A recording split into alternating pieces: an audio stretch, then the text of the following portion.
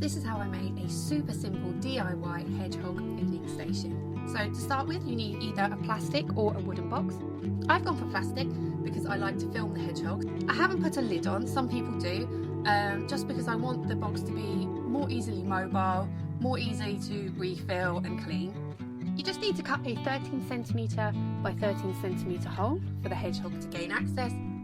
We started by using a saw, but we found out that we could actually use sturdy scissors just to cut this hole, so nice and easy. And then you put duct tape around the edge, and that's to protect the hedgehog from any sharp edges.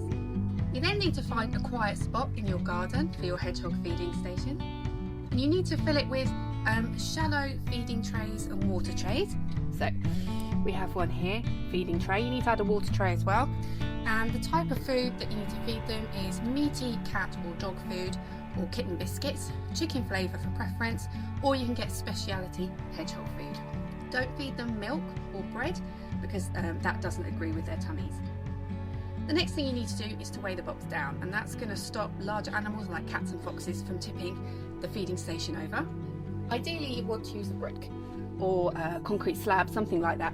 I don't have one of those, but I'm just going to use a couple of these logs just to weigh it down.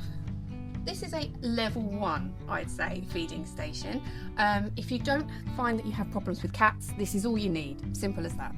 If you do find that cats are trying to get in here, you might need to add a 90-degree obstruction. So either, especially if you've got a bit of a bigger box, you can add a barrier in here that creates a 90-degree angle to get to the feeding trays, or you can add an external tunnel that creates again that 90-degree angle, which cats won't like. Also, if you find that you have more than one hedgehog visiting your garden, you have the option to add a second entrance hole, and again, if you have a bigger box for that reason, that could work really well.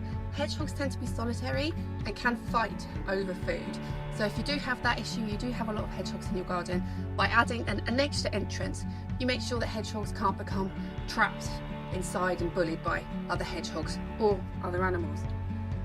Some people get concerned that they might attract rats by putting a hedgehog feeding station in their garden. This is unlikely because rats prefer to eat in the open. They don't like to go into enclosed spaces to feed because they fear becoming trapped. So you shouldn't have any issues there. If you have a hedgehog feeding station in your garden, let me know how you're getting on in the comments, and I'll see you next time.